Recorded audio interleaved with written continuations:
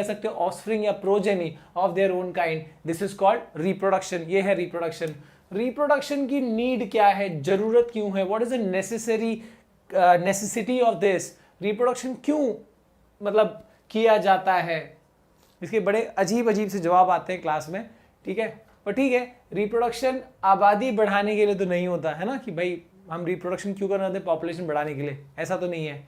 Species का continuation के लिए, यानी अगर मतलब कोई भी क्रिएचर या कोई भी ऑर्गेनिज्म ये चाहता है कि उसके जैसा ऑर्गेनिज्म फ्यूचर में दिखे, एग्जिस्ट करे, सो this is for continuation of species, है ना। कोई भी स्पीशीज, इंसान चाहता है कि इंसान जैसा आबादी आगे दिखता रहे, so for that reproduce, they reproduce, ठीक है। अब जब हम बात करते हैं रिप्रोडक्शन की, तो इसके टाइप्स, चैप्टर में क्या पढ़ने हैं, टाइप्स ही पढ़ने, थोड़ा बहुत डिटेल है यहाँ पे एसेक्सुअल का। सो रिप्रोडक्शन के दो टाइप्स है, asexual reproduction and sexual reproduction. Asexual reproduction यानी क्या, where single parent is involved, जहां पे एक ही पेरेंट होगा, ऑब्वियसली वहां पर ज्यादा डिफरेंसेस नहीं होंगे, जो पेरेंट है और जो ऑफस्प्रिंग है वो काफी हद तक एक जैसे दिखेंगे, यानी इसमें वेरिएशन कम होगा। वेरिएशन मतलब डिफरेंसेस ही होता है। हमको हेरिडिटी एंड एवोल्यूशन चैप्टर में ये चीज डिटेल में हमको देखनी है, ऑलरेडी मैंने उसके ऊपर वीडियो बना रखा है, हेरिडिटी एवोल्यूशन चैनल पे चेक कर सकते हो आप, ठीक है। तो वहां पर वेरिएशन जो है एसेक्सुअल में बहुत कम होता है, बहुत सिमिलैरिटीज होती है ऑफस्प्रिंग और पेरेंट के बीच में, because single parent is involve. और यहां पर क्योंकि सेक्सुअल रिप्रोडक्शन है, टू पेरेंट्स, मेल और फीमेल, ऐसे टू पेरेंट्स आर इन्वॉल्व्ड, और क्योंकि यहाँ पे दो पेरेंट्स है, वेरिएशन ऑब्वियसली ज्यादा होगा। वेरिएशन कम यहां पर है, वेरिएशन ज्यादा इधर है, डिफरेंसेस ज्यादा यहां पर है।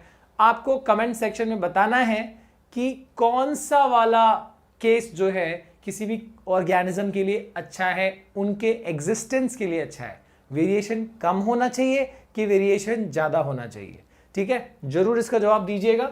मूविंग अहेड, हमको यहां पर सेक्सुअल में दो पढ़ने हैं, sexual in plants and sexual in humans. यहां पर हम डॉग का और बिल्ली का और एलिफेंट का रिप्रोडक्शन नहीं पढ़ने वाले, प्लांट्स और ह्यूमंस के हिसाब से हमको पढ़ना है, जिसमें ऑब्वियसली बच्चे ज्यादा इंटरेस्टेड तो ह्यूमंस में ही होते हैं। भाई किताब में लिखी है ना, टेक्स्ट बुक में भी यही लिखा है कि let us study the species in which we are more interested in. आपका साइंस का किताब खोलो तो आप सब जैसे खोलते हो सबसे पहले वही पन्ना खुल जाता है, इसी चैप्टर का पता नहीं क्या है, सही है ना भाई। कितनों का ऐसे वही बुक वही पेज खुलता है, बता देना आप कमेंट सेक्शन में, ओके। सो ये चीज हम पढ़ेंगे आगे डिटेल में ऑब्वियसली। और एसेक्सुअल रिप्रोडक्शन जो है, एसेक्सुअल रिप्रोडक्शन बहुत सिंपल सा है, तो हम देख लेते हैं। यहां पर इसमें फिजन है, बडिंग है, स्पोर फॉर्मेशन है, फ्रैगमेंटेशन है, रीजनरेशन है और वेजिटेटिव प्रोपगेशन है, ओके। सो यहां पर फिजन की अगर हम बात करें, फिजन का मतलब क्या होता है, ब्रेक होना, मतलब एक ऑर्गेनिज्म है, ब्रेक हो गया दो में या ज्यादा में, दो से ज्यादा में, so that is called fission. और ये यूजुअली किसके लिए होता है, यूनिसेलुलर्स के लिए होता है, यूनिसेलुलर ऑर्गेनिज्म के लिए होता है, ठीक है। सो ये फिजन वाला भी दो टाइप का है, बाइनरी फिजन और मल्टीपल फिजन। बाइनरी फिजन में क्या होता है, एक ऑर्गेनिज्म दो में स्प्लिट हो जाता है। इसका एग्जांपल देखो, अमीबा है, पैरामीशियम है, इसमें ये जो प्रोटोजोन्स है क्या होते हैं, एक अमीबा है और ये जब डिवाइड करेगा तो दो में डिवाइड हो जाएगा, सेल डिवीजन होगा एक तरीके से। So this is binary fission, one dividing to two, by मतलब टू होता है, राइट। ऐसे मल्टीपल फिजन मतलब क्या, एक ऑर्गेनिज्म जो है या एक सेल जो है एक से ज्यादा में, मतलब दो से ज्यादा में जब डिवाइड हो जाएगा, मोर देन टू रहेगा, तो that is called multiple fission. इसके एग्जांपल में याद रखना है प्लाज्मोडियम एंड लिशमेनिया। ये प्लाज्मोडियम क्या है सर, आपको मलेरिया ये टर्म तो सुना ही होगा भाई, ये काफी कॉमन रहता है। तो मलेरिया जिस प्रोटोजोन से होता है that is your Plasmodium vivax, Plasmodium का ही टाइप है। और देखो कितना रैपिड मल्टीप्लिकेशन करता है, नो डाउट मलेरिया कितना जल्दी बॉडी के अंदर मतलब अपना घर कर जाता है, कि एक वो मच्छर जो है वो वेक्टर है, उसके थ्रू अगर वो एक प्लाज्मोडियम अंदर चला गया तो फटाफट मल्टीप्लाई कर लेगा ब्लड के अंदर, इतने सारे प्लाज्मोडियम बना देगा। मल्टीपल फिजन की तरीके से वो ये कर पाता है, ओके।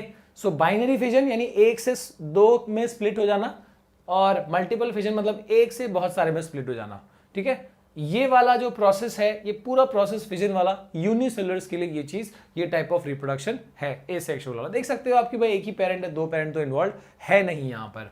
और किसी भी एसेक्सुअल का सेक्सुअल के ऊपर एडवांटेज आपको आता है, give the advantage of any, suppose budding दिया है या फिर किसी का भी कोई भी एसेक्सुअल का एडवांटेज क्या है ओवर सेक्सुअल रिप्रोडक्शन, कि भैया ये जो है क्योंकि एक ही पेरेंट इन्वॉल्व है तो प्रोसेस क्या होगा, ऑब्वियसली फास्ट होगा कंपेयर टू सेक्सुअल रिप्रोडक्शन। वहां पे बहुत झंझट है, तामझाम है यार, मेल फीमेल दो ऑर्गेनिज्म आएगा, ठीक है, आपस में फ्यूजन करेगा, फर्टिलाइजेशन होगा, पता नहीं क्या क्या करेगा, और तब जाके वो वहां पे नया ऑफस्प्रिंग बनेगा। इसमें क्या एक ही पेरेंट एक खटाक से नया ऑफस्प्रिंग प्रोड्यूस कर दिया, ठीक है।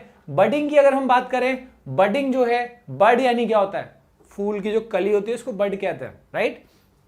तो यहां पर इसके एग्जांपल्स याद रखने जरूरी इसलिए है क्योंकि क्वेश्चन ऐसे पूछा जाता है कि what is the type of reproduction taking place in लिशमेनिया, ऐसे क्वेश्चंस आते हैं, तो आपको एग्जांपल टेक्स्ट बुक में जो है वो एटलीस्ट अच्छे से याद रखने हैं, ओके। इसमें हाइड्रा है, ईस्ट है, तो इसमें क्या होता है, जैसे ये हाइड्रा है, ऑब्वियसली पानी के अंदर रहता है ये क्रिएचर, तो ये हाइड्रा जो है यहां पर देखो छोटा सा बड डेवलप हुआ, जब ये पूरा ग्रो रहेगा, जब ये रिप्रोड्यूस करेगा तो एक्चुअली ये बड फॉर्म करता है, और ये बड जो है धीरे धीरे एक नए हाइड्रा में बदल जाता है, एक बेबी हाइड्रा में बदल जाता है, जो बढ़ते बढ़ते जाएगा, और बडिंग में जब ये बढ़ते बढ़ते जाएगा, इसकी साइज जब बडिंग हो जाएगी, तो फिर यहाँ से जब बहुत ज़्यादा या बड़ी साइज का हो जाएगा तो ये यहाँ से ड्रॉप हो जाएगा, है ना, वजन बढ़ जाएगा बेचारे का, तो माँ की गोद से नीचे गिर जाएगा, कूद जाएगा और नीचे वहाँ पे ग्रो करने लगेगा। This process is called budding, ठीक है।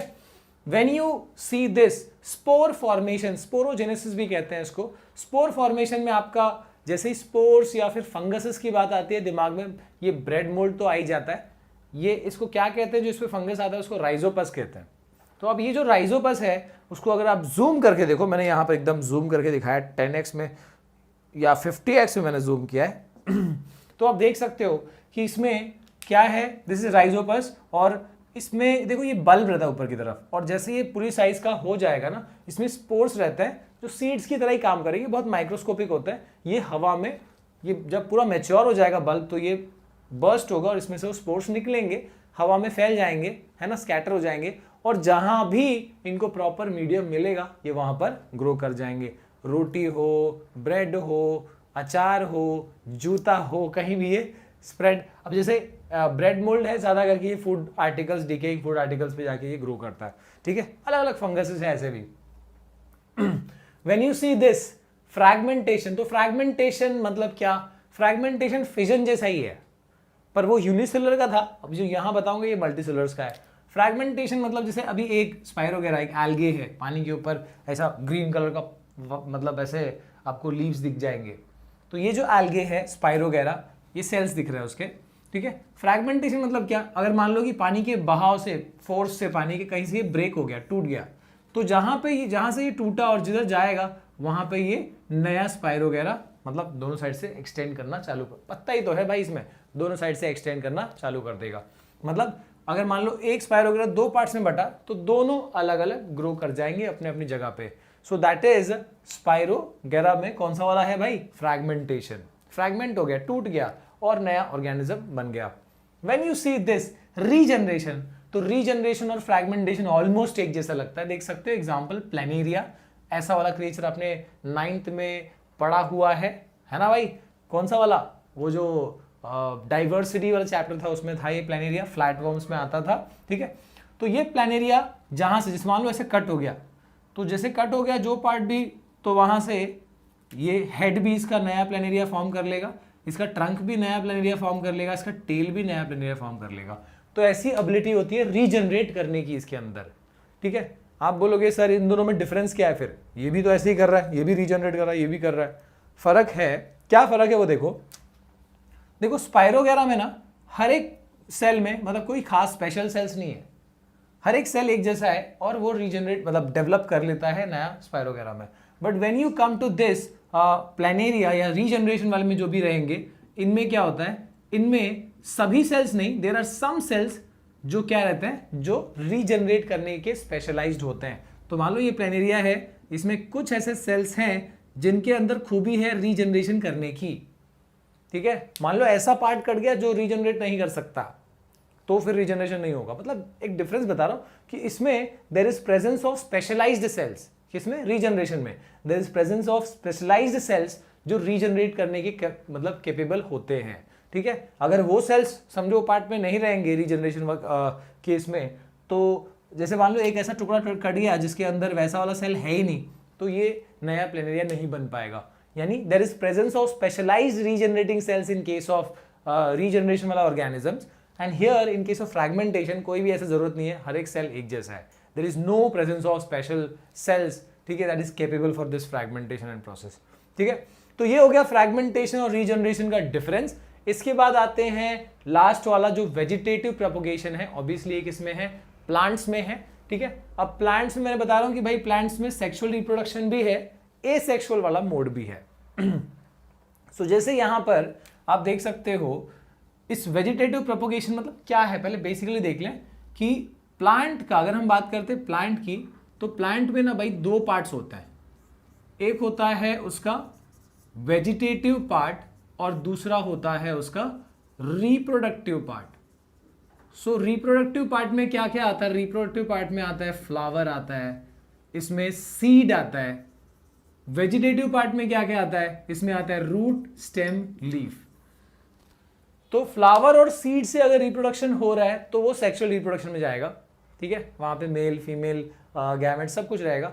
बट अगर प्लांट रिप्रोड्यूस कर रहा है रूट्स के थ्रू, स्टेम के थ्रू, लीफ के थ्रू, तो उस पार्ट को, उस प्रोसेस को कहते हैं vegetative propagation. So this is basically propagation in plants, reproduction in plants using root, stem और लीफ, इसको हम कहते हैं वेजिटेटिव प्रोपोगेशन। वेजिटेटिव प्रोपोगेशन में भी दो है, नेचुरल और आर्टिफिशियल। नेचुरली ग्रो कर लिया, मान लो कि इसके एग्जांपल्स में क्या क्या आएगा, रूट्स से, अगर मतलब कोई ऐसे रूट्स हैं एग्जांपल में जिनसे नया प्लांट आ सकता है, तो उसमें है स्वीट पोटैटो। ठीक है, इसके अलावा स्टेम से, तो पोटैटो यहां पर स्टेम बोला गया, क्या बात कर रहे हो सर, पोटैटो तो जमीन के अंदर उगता है, रूट हुआ। ऐसा नहीं होता कि जमीन के अंदर उगने से कोई चीज रूट, स्टेम या लीफ हो जाती है।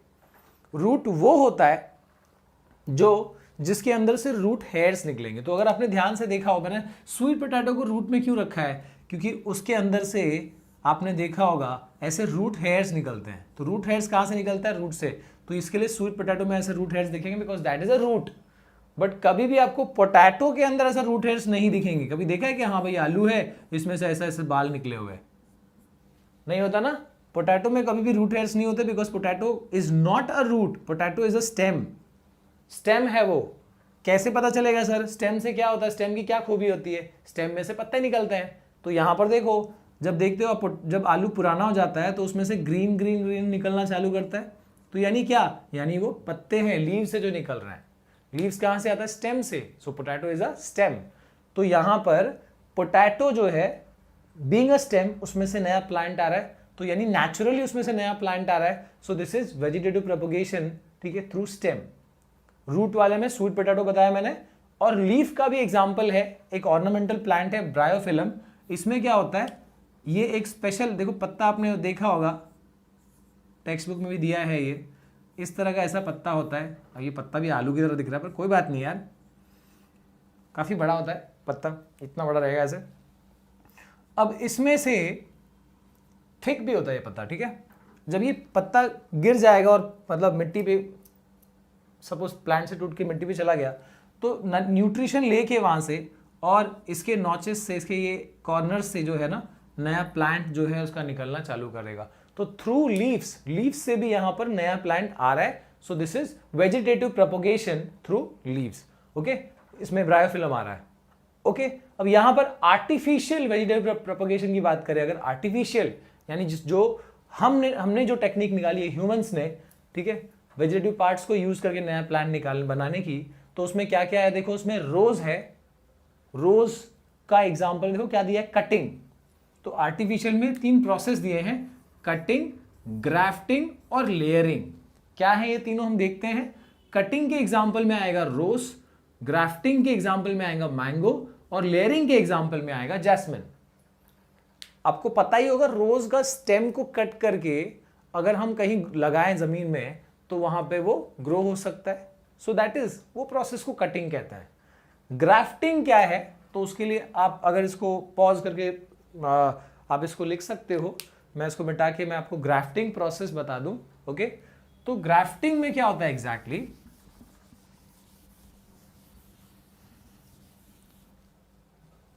सो सपोज इसमें एग्जांपल में मैंगो दिया है, तो मान लो कि 2 मैंगो प्लांट्स, भाई ये कैसे मैंगो प्लांट्स है, अरे होंगे, पत्ते भी होंगे उसमें, एक ही पत्ता है, ठीक है। तो ये 2 अलग अलग वैरायटी के मैंगो प्लांट्स है। मान लो ये अल्फांसो मैंगो का वैरायटी है, और ये कुछ ऐसा है, मान लो ये राजापुरी। भाई ये राजापुरी कौन सा आम है, सपोज करो राजापुरी आम है, वैसे बड़ा साइज का होता है ये, ठीक है। तो ये बड़े साइज वाला इसमें आम पर आएगा, ठीक है यार मैंगो बन जाओ, ठीक है, बचपन में नहीं बनाया मैंगो, ये दिक्कत होती है। ये बड़े साइज का मैंगो और ये छोटे साइज वाला मैंगो है, ठीक है। दोनों में क्या फर्क है, ये स्वीट काफी मीठा होता है, ये वाला उतना मीठा नहीं, लेकिन बड़ा साइज का होगा। तो अब मैं क्या चाहता हूँ, दोनों के कैरेक्टर्स को मिक्स करना चाहता हूँ। मैं ऐसा आम चाहता हूँ कि भाई जो साइज भी बड़ी हो और टेस्ट भी अल्फांसो वाला है। तो उसके लिए मैंने क्या किया, मैंने यहाँ पर एक प्रोसेस सोचा कि हम यहाँ पर दोनों पेड़ों को कुछ ऐसा कॉम्बिनेशन करेंगे। ऐसा नहीं कि बड़े पेड़ को हम, ऐसा नहीं कि बड़ा पेड़ है और उसमें से हम करेंगे। सपोज एक नॉर्मल साइज का, इतनी साइज का एक प्लांट्स है, दोनों एक ही साइज का प्लांट्स है, छोटे साइज का। अब इसमें हम, है ना एकदम छोटा ना एकदम बड़ा, मॉडरेट साइज का, इतने इतने साइज का हमारी हाइट का प्लांट है, उसमें ये प्रोसेस करेंगे। तो ऐसे इसको हम क्रॉस में कट करते हैं, सेक्शन करते हैं ऐसे पार्ट को जहां पे थिकनेस एक जैसा होगा, और इनके ऊपर वाले पार्ट को एक्सचेंज कर दिया जाएगा। ऐसा नहीं कि बस ऐसे उठा के इधर चिपका दिया, चिपक गया। हमको उसको मिट्टी लगा के, गोबर लगा के, कपड़े से बराबर से उसको टाई करना होगा, और कुछ दिनों तक उसका स्किलफुली केयर करना पड़ेगा, ताकि क्या हो जाए कि वो उनका जाइलम और फ्लोएम मैच हो जाए और प्रॉपरली ये कनेक्ट हो जाए, नया प्लांट बन जाए, या फिर एक प्लांट में कन्वर्ट हो जाए। ऐसा नहीं कि सूख जाना चाहिए ऊपर का पार्ट। तो ऐसे में अब क्या होगा कि जब ये ग्रो करेगा तो इसमें पॉसिबिलिटीज अब ये है कि कैरेक्टर्स मिक्स हो जाएंगे, और फिर एक में आपको ऐसे मैंगोज मिलेंगे जो बड़े साइज के भी होंगे, मीठे भी, अल्फांसो टाइप थोड़ा उनका टेस्ट आ जाएगा। तो इस प्रोसेस को क्या कहते हैं, this is called grafting. Hindi में इसको कलम कहा जाता है, कलम यानी कट करना ना, तो इसको कलम कहा जाता है। तो ये प्रोसेस, अब ऑब्वियसली ऐसा मेरे यहाँ पे मैंगो और मैंगो, आपने ऐसा नहीं कि तरबूज ले लेना एक जगह और अंगूर ले लेना है कि हाँ वाटरमेलन और ग्रेप्स का करेंगे हम, इतना बड़ा ग्रेप्स मिलेगा उसको मस्त स्ट्रॉ से पिए, ये चीज़ नहीं हो सकती, ठीक है। यहाँ पर हर एक केस में जो ये ग्राफ्टिंग प्रोसेस है वो पॉसिबल नहीं है। जो स्पीशीज या क्लोज स्पीशीज होने चाहिए तो ये चीज़ पॉसिबल हो पाती है, ठीक है। बात करें अगर हम लेयरिंग की, जिसमें जैस्मिन दिया है, उसमें क्या किया जाता है, जैसे मान लो कि ये एक जैस्मिन का प्लांट है, ठीक है, पत्ते हैं, बहुत सारे स्टेम्स हैं ऐसे। इसमें एक स्टेम को हमने क्या किया, ऐसे बेंड किया और ज़मीन में इस तरीके से दफना दिया, ठीक है। इतना पार्ट को देखो ग्राउंड के अंदर दफना दिया है। अब जो पार्ट को दफनाया है उसके आगे वाला पार्ट यहाँ पे खुला हुआ है, ऑब्वियसली आगे का पार्ट ऐसे ओपनड है, मतलब जो ऊपर का टॉप कॉर्नर है वो बाहर निकला हुआ है, सिर्फ बीच वाला पार्ट को हमने ज़मीन में दबाया हुआ है। वो भी कैसे, जिस पार्ट को दबाया है उसको थोड़ा मतलब नाइफ से, चाकू से स्क्रैच करके दबाया है, ताकि कुछ दिनों में जिस पार्ट को स्क्रैच किया था वो ज़मीन में है, तो वहाँ से रूट्स निकल आएंगे। और कुछ टाइम, मतलब समझोगे ऐसा नहीं कि कुछ टाइम मतलब आधे घंटे में रूट्स निकल आएंगे, कुछ टाइम लगेगा, यानी समझो महीना 1.5 महीना में अब यहाँ पर रूट्स निकल आए, या 20-25 दिन में। अब क्या करना है, इस पार्ट को कट कर देना है, ठीक है। हमको दिखेंगे तो नहीं रूट्स, पर अंदाजे से अब उतना टाइम में रूट्स निकल आएगा, ठीक है। 1 महीने में इसको कट कर देना है, ताकि अब ये ग्रो करे पूरी तरह से, बिकॉज अब ये रूट है, अब ये एक इंडिविजुअल प्लांट है। सो एक जैस्मिन को हमने एक प्रोसेस करके, अब यहाँ एक प्लांट है, दूसरा प्लांट है, so this process is called what, layering. इस प्रोसेस को कहा जाता है लेयरिंग। तो होप आपको एसेक्सुअल रिप्रोडक्शन का जो आइडिया लग चुका होगा। स्टार्ट करते हैं विद सेक्सुअल रिप्रोडक्शन। हाँ भाई सेक्सुअल रिप्रोडक्शन, हाँ भाई स्माइल आ रही है, देखो सेक्सुअल रिप्रोडक्शन, लेकिन हम अभी ह्यूमंस का नहीं कर रहे हैं, दिस इज फॉर प्लांट्स। पहले हम हायर प्लांट्स का या फ्लावरिंग प्लांट्स में जो सेक्सुअल रिप्रोडक्शन होता है उसकी बात कर लेते हैं। तो आपने लास्ट ईयर यानी कि 9th स्टैंडर्ड में आपने क्लासिफिकेशन ऑफ ऑर्गेनिज्म, या जिसको बायोडाइवर्सिटी है ना, डाइवर्सिटी इन लिविंग ऑर्गेनिज्म जो चैप्टर था, उसके अंदर हमने प्लांट्स का जो अलग अलग क्लासिफिकेशन देखा था, उसमें हमने क्रिप्टोगैम्स एक अलग ग्रुप ऑफ प्लांट्स थे, जिसमें थैलोफाइटा, ब्रायोफाइटा और टेरिडोफाइटा आ रहे थे, जो नॉन फ्लावरिंग और सीडलेस प्लांट्स हैं, और जो फ्लावरिंग और सीड बियरिंग प्लांट्स होते हैं, यानी जिनमें रिप्रोडक्टिव पार्ट होता है। फ्लावर और सीड मतलब रिप्रोडक्टिव पार्ट हुआ ना भाई, पिछले वीडियो में देखा था हमने ये चीज कि प्लांट के दो पार्ट्स होते हैं, एक होता है वेजिटेटिव पार्ट और एक होता है रिप्रोडक्टिव पार्ट। वेजिटेटिव पार्ट में क्या क्या आता है सर? रूट आता है, स्टेम आता है, लीफ आता है, और रिप्रोडक्टिव पार्ट में क्या क्या आता है? फ्लावर और सीड। तो हम उन्हीं फाइनेरोगैम्स, उन्हीं हायर प्लांट्स की बात कर रहे हैं जिसमें ये तरह का रिप्रोडक्शन होता है, सेक्सुअल रिप्रोडक्शन। और व्हेनेवर जब भी आता है ना सेक्सुअल रिप्रोडक्शन, तो भाई दिमाग में आ जाना चाहिए कि दो गैमेट्स होंगे, मेल और फीमेल नामक दो गैमेट्स होंगे, और जिनके बीच में जिनका फ्यूजन होगा, और उस प्रोसेस को क्या कहते हैं? फर्टिलाइजेशन। तो ये याद रहे कि हमारा फाइनल एम क्या होगा यहां पर? फाइनल एम होगा, because this is sexual reproduction, sexual reproduction का सबसे जो मेन रिजल्ट है वो यही होता है कि वहां पर एक प्रोसेस होता है and that is called fertilization. क्या होता है प्रोसेस को, क्या बोलते हैं? It is called fertilization. क्या होता है भैया फर्टिलाइजेशन में? It is basically the fusion. पढ़ा है ना भाई 7th 8th में, मेरे ख्याल से एक चैप्टर था ऐसा। That is fusion of male gamete and female gamete to form zygote. Zygote form होना चाहिए, है ना? मेल और फीमेल गैमेट का fusion to form zygote is called fertilization. और किसी भी सेक्सुअल रिप्रोडक्शन में ये मेन चीज होगा जो अल्टीमेटली होना चाहिए, है ना, जिससे नेक्स्ट जनरेशन आएगा। तो ये याद रहे भैया, हमको फाइनली ये अचीव करना है, चाहे प्लांट हो, चाहे ह्यूमन हो, चाहे कोई और एनिमल हो, ये चीज फाइनली हमको अचीव करनी है। ओके, तो यहां पर स्टार्ट करते हैं। We have flowering plant. अगर फ्लावरिंग प्लांट है तो सबसे कॉमन वाला जो हम पढ़ते हैं, जिसको हिबिस्कस कहो या चाइना रोज कहो या शू फ्लावर कहो, जो गणपति जी पे चढ़ाया जाता है फूल, बहुत कॉमन सा। गुड़हल का फूल भी कहा जाता है उसको, जनरली रेड कलर का, ऐसा वाला देखा ही होगा आपने, ठीक है। और साइंटिफिक नेम इसका क्या है? हिबिस्कस रोजा सिनेंसिस। आपने पढ़ा ही होगा भाई, कोई भी क्रिएचर का साइंटिफिक नेम क्या बोलते हैं यार, दो वर्ड्स में होता है साइंटिफिक नेम, बराबर। ह्यूमंस का साइंटिफिक नेम क्या है? जिनको भी पता हो कमेंट सेक्शन में लिखिएगा ह्यूमंस का साइंटिफिक नेम। ओके, कुछ याद आ रहा है क्या? याद आ गया होगा, 2 वर्ड का होता है भाई साइंटिफिक नेम, 2 ही वर्ड का होता है, जरूर बताइएगा। ओके, सो स्टार्ट करते हैं। इसका हिबिस्कस का साइंटिफिक नेम है हिबिस्कस रोजा सिनेंसिस। कुछ ऐसा दिखता है ये फ्लावर। जो इंपॉर्टेंट पार्ट्स हैं उनकी डिस्कशन कर लेते हैं। इसमें जो छोटे छोटे यहां पे ग्रीन कलर की पंखुड़ी होती है जो एकदम नीचे की तरफ, दैट इज कॉल्ड सेपल। और सेपल की ग्रुप को, जो उसका एक सेपल तो होता नहीं ना, बहुत सारे होते हैं, तो सेपल की ग्रुप को यानी प्लूरल में जब सेपल्स कहा जाएगा तो उसको कैलिक्स भी कहते हैं, यानी ग्रुप ऑफ सेपल्स को आप कैलिक्स भी कह सकते हो। वैसे ही यहां पर ये जो भाई रेड कलर वाला, ऐसा तो नहीं कि रेड कलर का ही होता है, पर जनरली अब ये जो कलरफुल पार्ट होता है उस फ्लावर के, उसको क्या कहा जाता है? पेटल्स कहे जाते हैं। और इसके भी ग्रुप को, यानी इसको भी प्लूरल में क्या कहा जाता है? This is called Corolla. करेला नहीं, कोरोला। सो पेटल्स के ग्रुप को कोरोला और सेपल के ग्रुप को कैलिक्स। ओके, और यहां पर अब जो सबसे इंपॉर्टेंट पार्ट है इन दोनों के अंदर, ठीक है, this is the female part. देखो इतना बड़ा फीमेल पार्ट, इसको कहते हैं गाइनोशियम। गाइनो यानी female, so this is the female part, gynoecium. This is the female part of flower. और ये साइड में छोटे छोटे जो दिख रहे हैं ये क्या है? एंड्रोशियम। एंड्रो यानी male, so this is the male part of flower.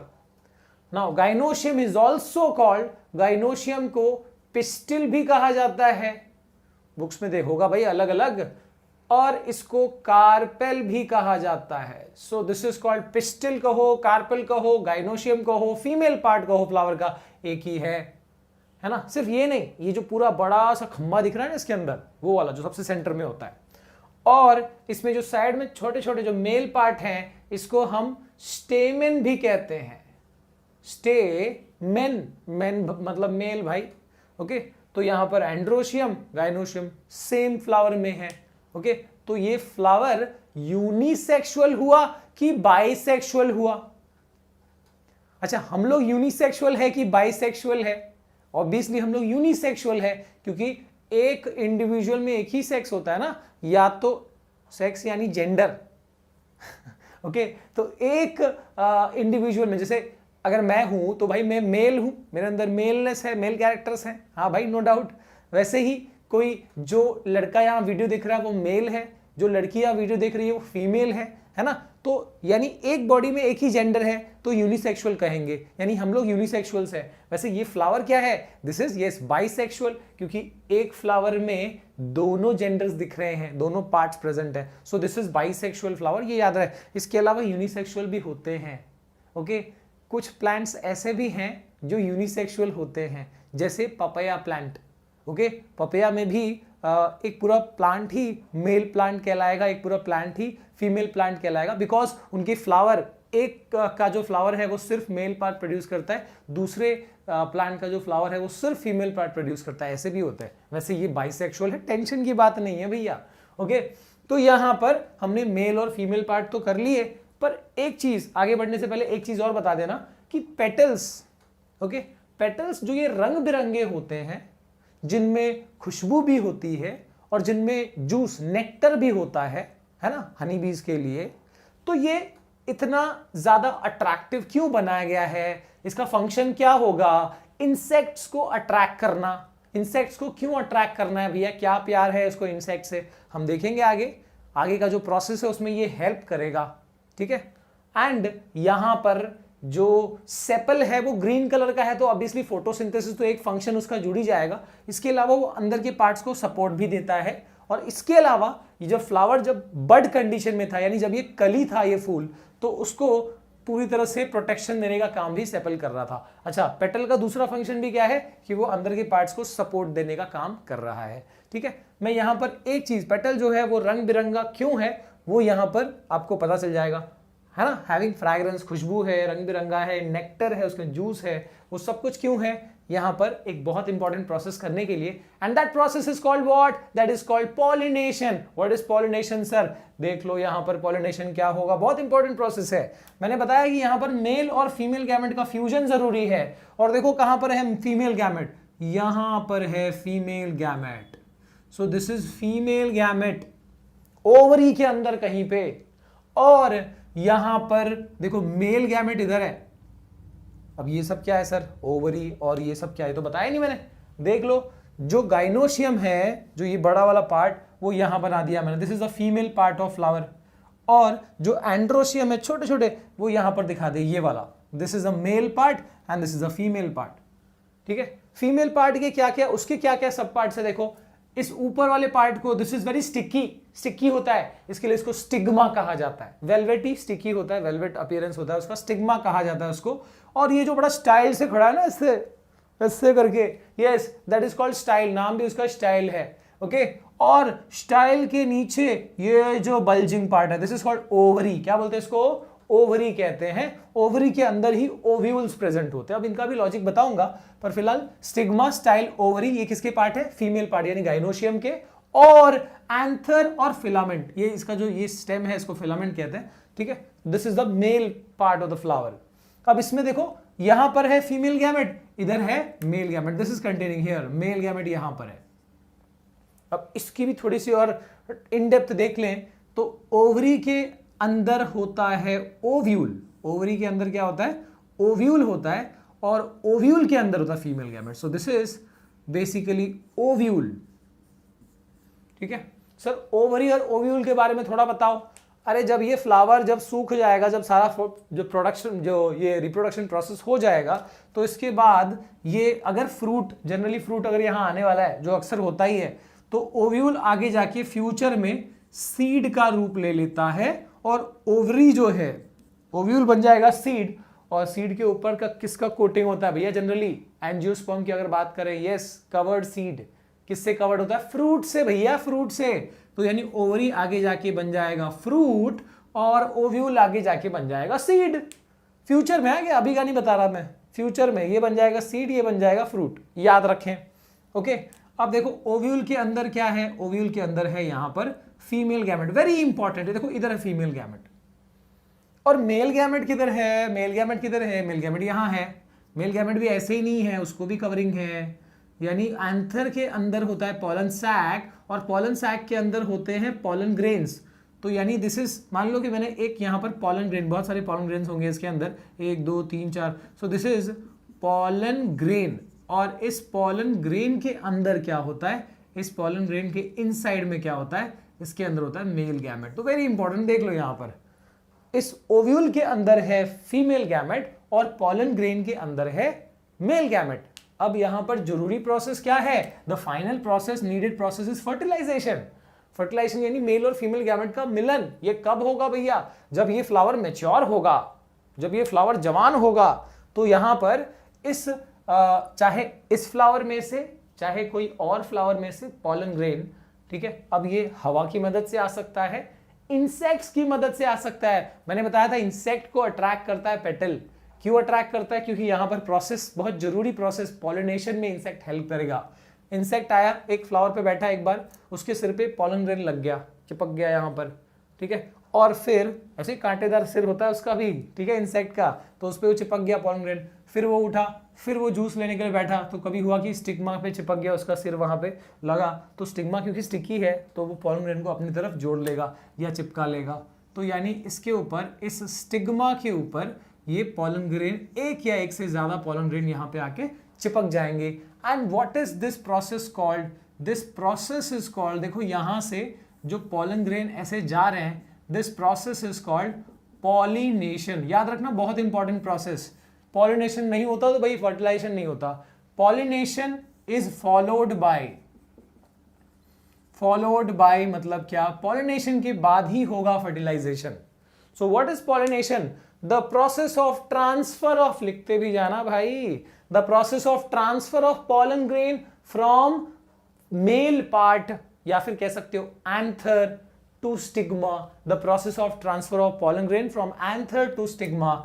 इस ट्रांसफर ऑफ पॉलन ग्रेन को क्या कहते हैं, pollination. So this is transfer of pollen grain from male to female part is called pollination and pollination is followed by, इसके बाद क्या होगा, fertilization होगा।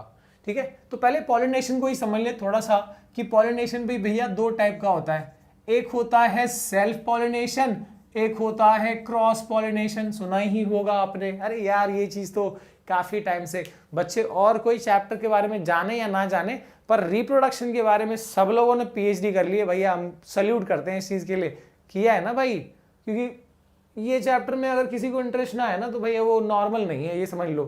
इसमें तो इंटरेस्ट होना चाहिए, इंसान को ऐसा बनाया गया है, इंसान क्या, हर ऑर्गेनिज्म को ऐसा बनाया गया है कि वो, ये समझ रहे हो बात को आप, ठीक है, आगे बढ़ते हैं। फिलहाल पॉलिनेशन, पॉलिनेशन यानी क्या, पॉलिनेशन का मतलब transfer of pollen grain from anther to stigma. Okay, आगे की कहानी हम देखेंगे क्या होगा, पर पॉलिनेशन दो टाइप के होते हैं, सेल्फ और क्रॉस। सेल्फ पॉलिनेशन यानी क्या, सेम फ्लावर में से अगर उसके पॉलन ग्रेन, उसी के फ्लावर का पॉलन ग्रेन उसी के फ्लावर के स्टिग्मा पे अगर गया तो that is called self pollination. ठीक है, पर अगर मान लो कि दो अलग अलग फ्लावर्स, यहाँ का पॉलन ग्रेन दूसरे फ्लावर के स्टिग्मा पे जाके अटैच हुआ तो that will be called cross pollination. Simple है, सेम फ्लावर के विदिन हुआ तो सेल्फ पॉलिनेशन, अलग अलग फ्लावर के विदिन हुआ तो क्रॉस पॉलिनेशन। पॉलिनेशन हो गया भैया, आगे का काम देखते हैं। आगे का काम क्या होगा कि अब अभी भी देखो दूरियां हैं, यहां पर है मेल गैमेट पॉलन ग्रेन के अंदर, यहां पर ये सब मेल गैमेट्स है। मेल गैमेट को फीमेल गैमेट यहां है, फीमेल गैमेट से कैसे यहां टपका नहीं दिया जाएगा, है ना, इज्जत से पहुंचाया जाएगा। तो अभी इज्जत से कैसे पहुंचाया जाएगा सर, इज्जत से कैसे पहुंचाया जाता है, लेट्स सी। तो यहां से ना पॉलन ग्रेन है ना, पॉलन ट्यूब्स एक्सटेंड करते हैं। अगर आपने ना कंट्रोल कोऑर्डिनेशन में एक्चुअली जो थिग्मोट्रोपिज्म, नॉट थिग्मोट्रोपिज्म, केमोट्रोपिज्म वाला पार्ट है, उसमें प्लांट्स में movement in response to some chemical. Now this is the chemical के रिस्पॉन्स में ये चीज ग्रो हो रही है। What is this, pollen grain से जो चीज ग्रो हो रही है, this is called pollen tube. तो यानी पॉलन ट्यूब ग्रो करना शुरू करता है। बहुत सारे पॉलन ग्रेन्स है तो सब अपना अपना पॉलन ट्यूब को यहाँ ग्रो करके और इधर से एक्सटेंड करना शुरू करेंगे, है ना, क्योंकि उनको अपना अपना वो चाहते हैं कि भाई मेरा पॉलन मेल गैमेट जो है आगे जाके फर्टिलाइजेशन प्रोसेस करे। तो इनके बीच में भी रेस होगी, है कि नहीं भाई। रेस होगी। 3 इडियट्स तो देखा ही होगा, जैसे स्पर्म के बीच में रेस होती है वैसे यहां भी रेस होगी, और इसमें से जो पॉलन ट्यूब बहुत ज्यादा एक्साइट होके जाएगा, सबसे पहले पहुंचेगा वो फर्टिलाइजेशन करेगा ऑब्वियसली। तो ये जा रहे हैं, और यहां पर एक मुसीबत आ गई। क्या मुसीबत आ गई सर? मुसीबत ये है कि ये जो ऐसा लग रहा था कि भाई ये खुला है, कोई मुसीबत नहीं होगी, यहां पर ये आगे से बंद है, ये रास्ता आगे से ये गेट बंद है, ठीक है, ये रास्ता ही बंद है। And what is this? यहां से एक आवाज आ रही है, चला जा चला जा चला जा। क्या मजाक कर रहे हो सर? चला जा कैसी आवाज आएगी फ्लावर में से? अरे सही है भाई, इस पार्ट को ही क्या कहा जाता है? इस ऊपर के पार्ट को जो बंद है, इस पार्ट का ही नाम है चला जा। चला जाओ, कोई रास्ता नहीं है, चला जा। अब यहाँ पे जितने भी पॉलन ट्यूब आ रहे थे एक्साइट होके, वो निराश हो गए। यार क्या है यार, इतना मेहनत से आए मेल गैमेट को देने, पर वहां पर तो कोई रास्ता ही नहीं है, चला जा। तो यहाँ पे जो कुछ पॉलन ट्यूब थे वो निराश हो गए, वो चले जाने लगे। और इसमें से जो सबसे समझदार वाला बंदा था, जो बहुत एक्साइटेड था, वो एक्चुअली समझ गया सिग्नल को। वो ये समझा कि भैया चला जा नहीं बोल रहा है, ये क्या बोल रहा है? हाँ भाई आ गया आंसर, क्या था वो? यस, चल आ जा। तो यहां पर ये एक्चुअली क्या बोल रहा है कि भैया रास्ता तो सिंपल नहीं है, पर रास्ता है, चल आ जा। कहां से रास्ता है? देखो ये पीछे की साइड से, यानी आगे से बंद है, लेकिन ये नीचे की तरफ से। This part is called micropyle. Actually ये इतना डेप्थ में आपको 10th में नहीं है, पर फिर भी समझ लो, इस पार्ट को कहते हैं दिस इज कॉल्ड माइक्रोपाइल, है ना। तो यहाँ पे एक छोटा सा होल है, जो यहां से पॉलन ट्यूब आएगा और इधर से एंट्री मारेगा, पीछे से एंट्री मारेगा, पीछे के दरवाजे से एंट्री मारेगा। सो यहाँ के आगे के पार्ट को चला जा बोलते हैं, चला जा भाई चला जा। लेकिन जो समझदार है वो समझा कि नहीं भाई चला जा नहीं बोल रहा, चल आजा बोल रहा है, इधर से साइड से आजा। और यहाँ से उसने अपना पॉलन ट्यूब, जो सबसे पहले जा रहा था, उसने अपना पॉलन ट्यूब यहाँ पर इंसर्ट किया, और इधर एक्चुअली अब फर्टिलाइजेशन वाला प्रोसेस होगा। फाइनली एंड पे आ गए हम। पर यहां पर एक बहुत इंपॉर्टेंट क्वेश्चन जो इस पार्ट से आएगा वो क्या है कि what is double fertilization. Fertilization तो हो ही जाएगा अब यहां पर एक इंपॉर्टेंट क्वेश्चन इस पार्ट से जुड़ा है, and that is double fertilization. भैया क्या है डबल फर्टिलाइजेशन? ये तो सुना ना। तो देखो यहां डबल फर्टिलाइजेशन का मतलब क्या है कि जो ओव्यूल है ना, ओव्यूल यानी ये हिस्सा, इसमें हम देख पा रहे हैं कि भैया यहां पर है फीमेल गैमेट, तो this is a female gamete, और इधर पे ना डाइप्लॉइड, दो मतलब कहो तो दो पोलर न्यूक्लियाइज होते हैं, 2 पोलर न्यूक्लियाई ऐसा प्रेजेंट होता है ओव्यूल के अंदर। इधर एक फीमेल गैमेट और इधर 2 पोलर न्यूक्लियाई, ओके। और जो यहां से पॉलन ट्यूब आ रहा है ना, वो ट्यूब है ना 2 मेल गैमेट ले आता है, एक मेल गैमेट नहीं लाता। यहां से आते हैं 2 मेल गैमेट्स। अब ये 2 मेल गैमेट्स में से 2 मेल गैमेट क्यों आए? इधर तो एक ही फीमेल गैमेट है। देखो क्या होगा, 2 मेल गैमेट्स में से एक मेल गैमेट जाएगा यहां पर, और एक मेल गैमेट जाएगा इधर पे, ठीक है। नाउ ये 2 जगह पे फर्टिलाइजेशन, ये 2 जगह पे फ्यूजन हो रहा है। इधर दूल्हा दुल्हन मिल रहे हैं और इधर बाराती आपस में पार्टी कर रहा है। क्या है भैया ये process? Now this process fusion of male and female gamete, this is actually called, इसको कहते हैं सिंगैमी। सिंगैमी, गैमी यानी शादी, सिंग मतलब आपस में यहां पर सिंक्रोनाइज्ड शादी हो रही है, मेल और फीमेल गैमेट फ्यूज हो रहे हैं, शुभ मंगल सावधान, यहां पर सिंगैमी चल रहा है। और यहां पर जो ये मिल बैठे हैं 3 यार, आप मैं और पता नहीं, तो ये जो 3 लोग यहां बैठ गए हैं, ये 2 पोलर न्यूक्लियाई और ये एक मेल गैमेट, 3 लोगों का यहां पर मिलन हो गया, and this is called triple fusion. क्या कहते हैं इसको? This is called triple fusion. तो यहां पर एक हो गया सिंगैमी और इधर पे हो गया ट्रिपल फ्यूजन। सर ये क्यों हुआ? देखते हैं, बहुत इंपॉर्टेंट चीज होगी, है ना। तो ये हमारा ओव्यूल है, ओव्यूल में ये सारी चीजें हुई है, जो आगे जाके सीड बनने वाला, याद रहे आगे जाके सीड बनने वाला है। अब डबल फर्टिलाइजेशन क्यों कहते हैं, वो सवाल फिर आ गया। तो इसीलिए डबल फर्टिलाइजेशन बोलते हैं, because there are two male gametes, ध्यान से सुनना, two male gametes, one fuses with a female gamete, the process is called syngamy, and the other male gamete fuses with two polar nuclei and the process is called triple fusion. तीन लोग मिल गए इसके लिए triple fusion, and because ये दो जगह का fusion हो रहा है इसके लिए overall the process is called what, double fertilization, दो जगह पे फर्टिलाइजेशन हुआ इसके लिए डबल फर्टिलाइजेशन। एंड अब देखो मैंने कहा कि भाई इसका काम क्या है, इसका यूज क्या है, तो यहां पर देखो ओव्यूल मैंने बताया कि आगे जाके बनने वाला सीड, ये आगे जाके सीड बनेगा, और सीड यानी क्या, एक फ्यूचर प्लांट है, एक जीव है उसके अंदर, और वो जीव कैसे जिंदा रहेगा जब तक वो सीड में है ना। मान लो कि वो सीड जब बनेगा तो ऐसा नहीं कि उसी दिन हम उसको जमीन में गाड़ देंगे, कुछ टाइम तो वो बाहर रहेगा, तब तक उसको खाना कैसे मिलेगा उस जीव को, उस लाइफ को, तो उस लाइफ को खाना मिलने के लिए ये व्यवस्था की है, ये बंदोबस्त किया गया है। तो जब ये सीड बनेगा ना, तो सीड के एक्चुअली दो पार्ट्स होते हैं। कौन से दो पार्ट्स होते हैं, एक जो एक्चुअल लाइफ है, और एक उस लाइफ को तब तक जब तक वो सीड में है तब तक उसके लिए खाना कौन देगा, तो बाकी पार्ट उसका फूड है।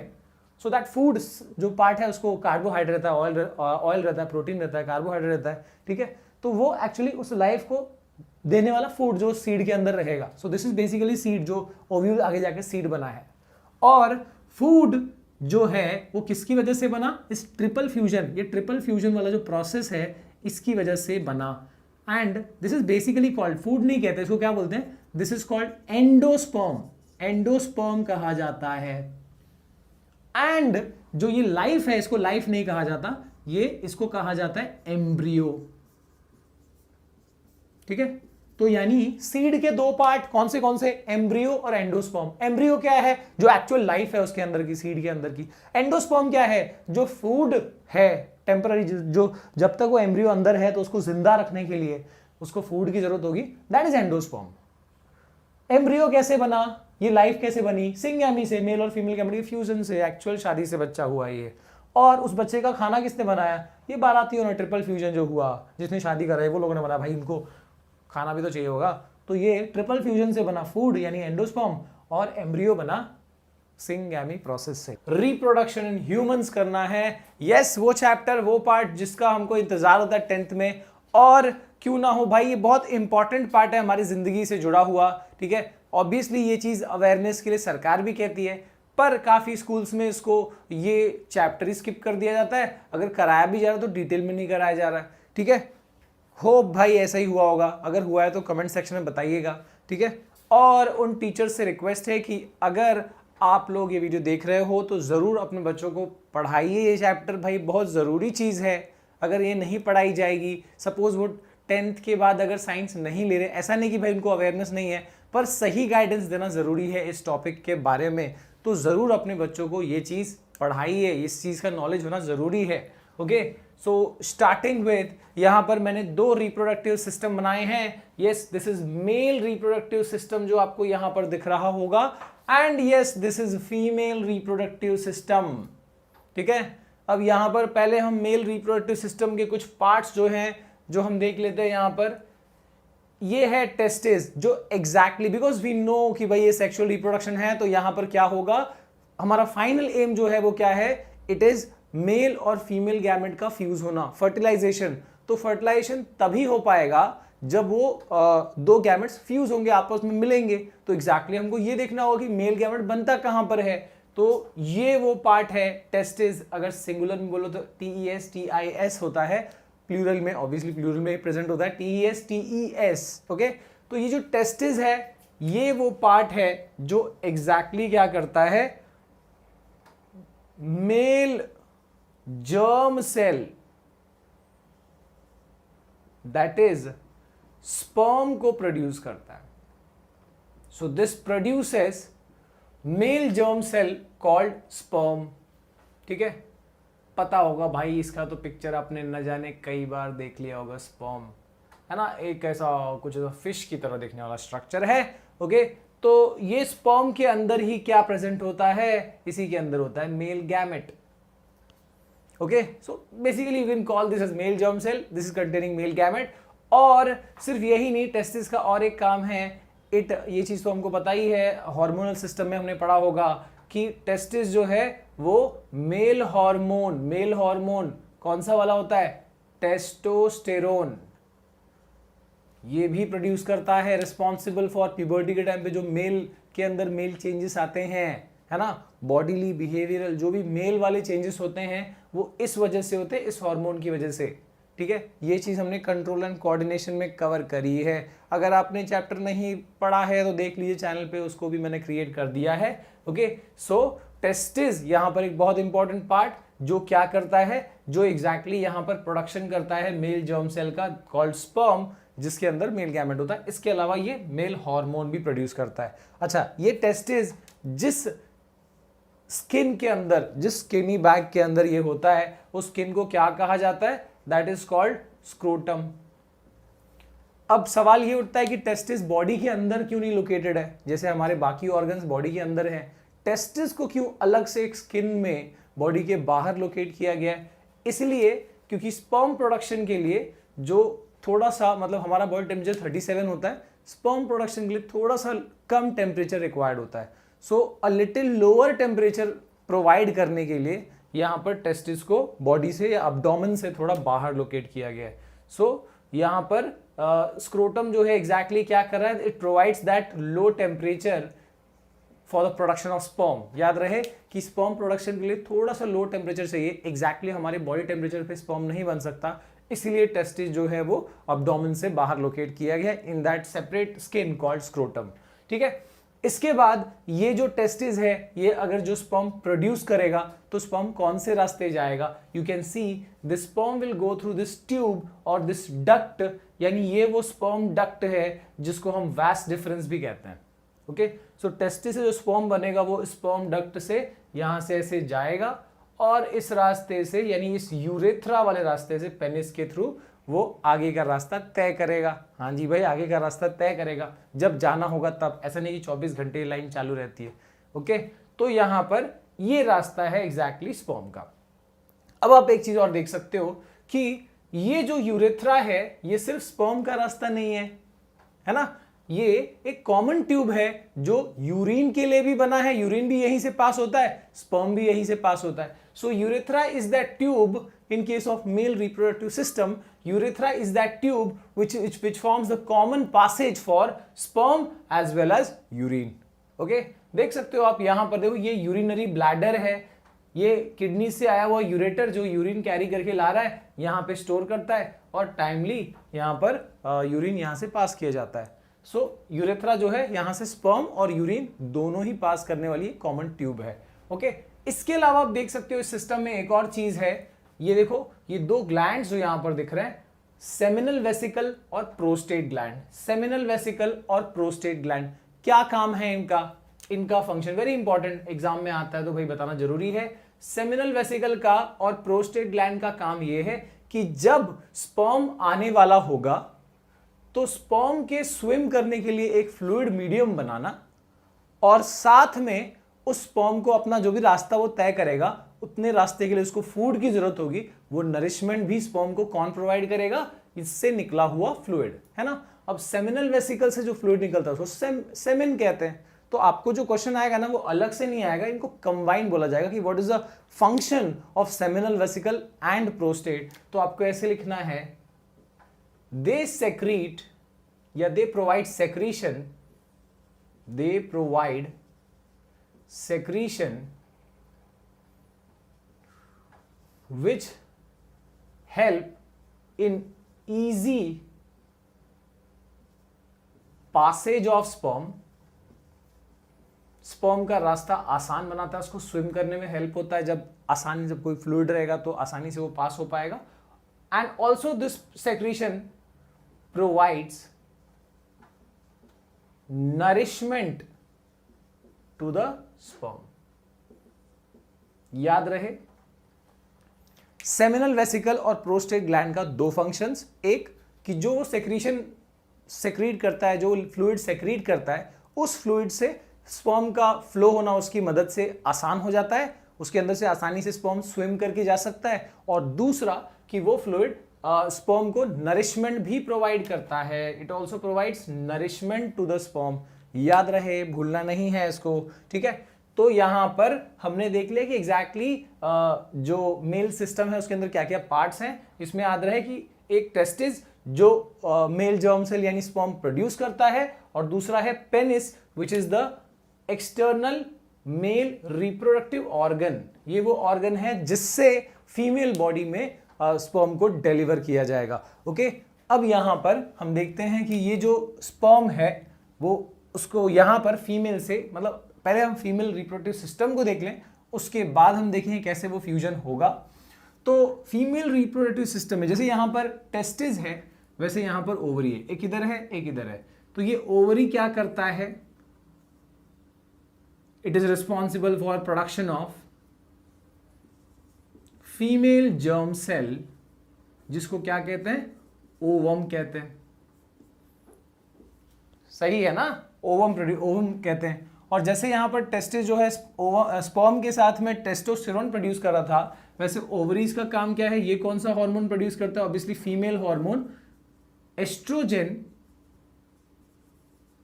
And progesterone. ठीक है, तो ये दो चीजें यहां पर प्रोड्यूस हो रही हैं, ये दो हार्मोन्स यहां पर प्रोड्यूस हो रहे हैं। ओके, तो अब यहां पर इस केस में आप देख सकते हो कि और क्या क्या पार्ट्स हैं। तो ये एग्जैक्टली ओवम प्रोड्यूस कर रहा है, और ये जो फीमेल हार्मोन है वो एग्जैक्टली किस लिए रिस्पॉन्सिबल है, प्यूबर्टी के टाइम पे जो भी फीमेल चेंजेस हैं वो सब इस हार्मोन की वजह से, इन हार्मोन्स की वजह से फीमेल्स के अंदर होंगी। ठीक है, आपको पता होगा मेल्स और फीमेल्स में डिफरेंट चेंजेस होते हैं ड्यूरिंग सेकेंडरी सेक्सुअल कैरेक्टर का चेंजेस, जो प्यूबर्टी के टाइम पे होता है। प्यूबर्टी यानी तुम मेनली कॉमन टर्म्स में उसको टीनेज कह सकते हो, जिसमें सारे एडोल्सेंस वाले चेंजेस होते हैं। 8th क्लास में हमने पढ़ा होगा, राइट। मेल्स के अंदर डिफरेंट, फीमेल्स के अंदर डिफरेंट। नहीं तो बचपन से लेके, ठीक है ना, बचपन से लेके हम अराउंड 10-11 ईयर्स तक जो मेल्स और फीमेल्स में नॉर्मल फिजिकल ग्रोथ होता है, दोनों में कॉमन। पर इस 10 या 11 ईयर्स के बाद जो है हमारे अंदर जो फीमेल्स है उनके अंदर female changes, different reproductive growth होना चालू जाता है, और मेल्स में अलग चेंजेस होते हैं। Those changes are called adolescence, और जिस पीरियड में होता है उसको क्या कहा जाता है, प्यूबर्टी कहा जाता है, राइट। अब यहां पर अगर हम देखें, जैसे यहां पर पेनिस था, this was a male reproductive organ, वैसे यहां पर फीमेल रिप्रोडक्टिव ऑर्गन जो एक्सटर्नल ऑर्गन है वो क्या है, इट इज वेजाइना, जहां से पेनिस और वेजाइना का कांटेक्ट होगा, और इस वजह से पेनिस जो है वो वेजाइना के अंदर स्पर्म डिलीवर कर पाएगा। तो ये चीज आपको ध्यान रखनी है। जैसे यहां पर टेस्टिस है, वैसे यहां पर क्या है, ओवरी है, और जैसे यहां पर पेनिस है, वैसे यहां पर वेजाइना है। ओके, अब इसके बाद ये देखते हैं कि ये एग्जैक्टली इस केस में जब अगर फर्टिलाइजेशन हुआ, मतलब कि अगर ये मेल और फीमेल जो ऑर्गन्स है इनका फ्यूजन हुआ, तो एग्जैक्टली क्या होता है। तो यहां से स्पर्म पास होगा, और मान लो अभी मैं फीमेल ऑर्गन्स के या पार्ट्स के मैं अभी डिटेल नहीं बता रहा, पहले ये चीज बता दूं, उसके बाद फिर हम डिटेल पे आएंगे। तो अगर मान लो कि ये स्पर्म गया, और आपको पता होगा स्पर्म जो है ना, उस एग्जैक्टली जब कॉपुलेशन वो प्रोसेस, यानी मेटिंग, कॉपुलेशन कहो या सेक्सुअल इंटरकोर्स कहो, जब एग्जैक्टली वो प्रोसेस होने वाला होगा या होगा, उसी पॉइंट पे यहां पर स्पर्म प्रोड्यूस होता है। टेस्टिस फ्रेश स्पर्म प्रिपेयर करता है, और एक टाइम पे मिलियंस ऑफ स्पर्म्स जो है वो प्रिपेयर होते हैं। उसका रीजन भी आपको पता चलेगा, क्योंकि ये रास्ता इतना डिफिकल्ट है कि जो सबसे जो नॉर्मल स्पर्म्स होंगे वो यहाँ से पास भी नहीं हो पाएंगे, जो हेल्दीएस्ट स्पर्म होगा वही यहाँ पर आगे जा पाएगा। और नेचर भी यही चाहता है कि जो हेल्दीएस्ट स्पर्म है वही जाके एग को फर्टिलाइज करे। और यहाँ पर जैसे मैंने बताया मिलियंस ऑफ स्पर्म्स एक बार में प्रोड्यूस होते हैं, यहाँ पर ऐसा नहीं है। यहाँ पर प्यूबर्टी के स्टार्ट होते ही एग का, एक्चुअली देखो एग जो होता है ना, या ओवम जिसको हम कहते हैं, वो यहाँ पर बाय बर्थ ही इस फीमेल के अंदर मिलियंस ऑफ ओवम रहेंगे, बहुत सारे ओवम रहते हैं। अब मिलियंस नहीं तो मतलब काफी सारे, जितने भी ओवम्स उनके लाइफ टाइम में होने वाले वो सब इमेच्योर एग के फॉर्म में उनके अंदर बाय बर्थ ही होता है।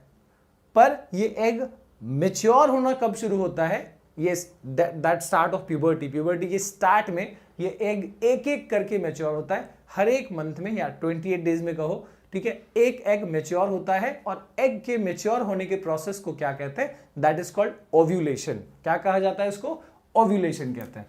तो मान लो कि मैं अभी फिलहाल जो हम बात कर रहे थे कि यहां से स्पर्म जाएगा, तो सपोज कि अब ये यहां पर इस पार्ट में एक एग मेच्योर हुआ है ना। तरीका क्या होता है, एक मंथ में इधर एक एग मैच्योर होगा, अगले मंथ में यहां पर एग मैच्योर होगा, फिर नेक्स्ट मंथ में इधर होगा। तो ये ऐसे अल्टरनेट रहता है, एक एक मंथ में एक एक साइड में एग मैच्योर होगा, ठीक है। और एक टाइम पे एक ही स्पर्म, मिलियंस ऑफ स्पर्म है, पर ये एक टाइम पे एक ही एग यहां प्रेजेंट है, ठीक है। तो अब ये जो यहाँ पर कॉपुलेशन या मेटिंग वाला प्रोसेस हुआ, जिससे पेनिस ने वेजाइना के अंदर स्पर्म डिलीवर किया, तो ये स्पर्म जो है यहाँ से एग्जैक्टली इस रास्ते बहुत सारे जो भी स्पर्म जा रहे हैं, अब यहाँ से जो स्पर्म गया उसका तो भाई पोपट हो गया, क्योंकि वो एग्जैक्टली वहाँ पर तो कोई मैच्योर एग था ही नहीं, हाँ भाई पोपट ही हो गया। और यहाँ पर इस तरफ से जो स्पर्म सबसे पहले जाके इस एग को फर्टिलाइज करेगा, है ना, वहीं पे फ्यूजन प्रोसेस होगा, जिसमें ओवम और स्पर्म फ्यूज होके और फर्टिलाइजेशन प्रोसेस से जाइगोट फॉर्म करेंगे, यानी वो पहला डाइप्लॉइड सेल फॉर्म करेंगे उस नए ऑर्गेनिज्म का, राइट। तो ये चीज ऐसे नॉर्मली इस तरीके से होगी, और आगे जाके यही जाइगोट जो है वो फिर मल्टीप्लाई करता जाएगा, या कहो तो सेल डिवीजन होता जाएगा, और वो ग्रुप ऑफ सेल यानी टिश्यू बन जाएगा, और उस टिश्यू को क्या कहेंगे, एम्ब्रियो। पर वो सारा प्रोसेस यही नहीं होगा, वो प्रोसेस जो है यहाँ पर वो एम्ब्रियो धीरे धीरे इस रास्ते वापस आएगा, और यहाँ पर आके इन वॉल्स पे आके वो एम्ब्रियो या वो टिश्यू अटैच हो जाएगा, ठीक है। एंड ये वॉल्स के बारे में भी थोड़ा बता दें, ठीक है। वैसे इस अटैचमेंट प्रोसेस को हम क्या कहते हैं, दिस इज कॉल्ड इम्प्लांटेशन। याद रखना, अनदर इंपॉर्टेंट क्वेश्चन, कि जो एम्ब्रियो है, ठीक है, वो यहां पर इस पार्ट को एक्चुअली ये पूरा डेवलप हो जाता है, ब्लड वेसल्स हो जाते हैं यहां पर, इस पार्ट को प्लेसेंटा कहा जाता है। तो प्लेसेंटा पे एम्ब्रियो का ये attachment, this attachment process is called what, this is called implantation. Very important question, what is implantation? The process of attachment of embryo on the placenta is called implantation। तो यहाँ पर baby जो है वो इसी part में develop होता है, इसी को आप ये जो यूट्रस जिसको कहा गया है, ये वो पार्ट है जहां पर बेबी ग्रो होगा। तो प्लेसेंटा जो है वो कैसे प्रिपेयर्ड रहता है वो भी हम देख लेते हैं। अब यहाँ पर फीमेल रिप्रोडक्टिव सिस्टम की अगर हम बात करें, तो यहाँ पर जब फीमेल का प्यूबर्टी स्टार्ट होता है, उस स्टार्ट के साथ मैंने बताया कि एग मैच्योर होना चालू होता है। तो सिर्फ एग मैच्योर नहीं होता, मान लो कि ये प्यूबर्टी स्टार्ट हुआ, तो यहाँ पर ये एक एग जो है वो मैच्योर हुआ है, और इस एग के मैच्योरेशन के साथ में एक चीज़ और हुई है, दैट इज ये जो यूट्रस है ये अपने आप को तैयार करता है, ताकि अगर बाई चांस फर्टिलाइजेशन हुआ तो उसको एम्ब्रियो अपने ऊपर अटैच कराना होगा। इसके लिए एम्ब्रियो को नरिशमेंट एंड ऑल सब कुछ प्रोवाइड करना होगा। तो यूट्रस का अंदर का जो वॉल्स है वो बहुत सारा ब्लड वेसल्स प्रिपेयर करता है, ठीक है। और ये कब प्रिपेयर हो रहा है? उसी दौरान जब यहाँ पर ये एग जो है मैच्योर हो रहा था, यानी उस 28 दिन का जो प्रोसेस है, जब ये एग मैच्योर होगा उतने ही टाइम में यहाँ पर ये वाला पार्ट में जो ब्लड वेसल्स है वो तैयार हो जाएंगे, बहुत सारा नेटवर्क आ जाएगा ब्लड वेसल का, और इस ब्लड वेसल का ये जो पार्ट फॉर्म हुआ इसको क्या कहते हैं? दिस इज कॉल्ड प्लेसेंटा, ठीक है। तो यहां पर इस एग के हर मंथ में एक एग भी प्रोड्यूस होगा, या कह सकते हो मैच्योर होगा, और उस ओव्यूलेशन के साथ, उस एग के मैच्योर होने के साथ यहां पर यूट्रस जो है अपने आप को प्रिपेयर करेगा टू रिसीव द एम्ब्रियो। ये प्लेसेंटा का प्रिपरेशन, ये ब्लड वेसल्स का प्रिपरेशन करेगा एवरी मंथ।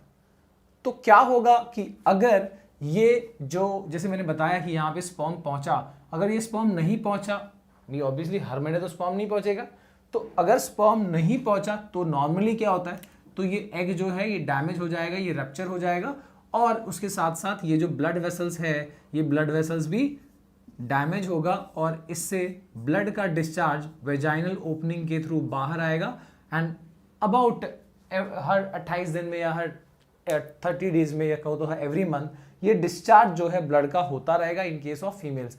ऑब्वियसली बचपन से स्टार्ट नहीं होगा, कब से स्टार्ट होगा? जब से ओव्यूलेशन स्टार्ट हुआ। ओव्यूलेशन कब स्टार्ट हुआ? विद द प्यूबर्टी का स्टार्ट।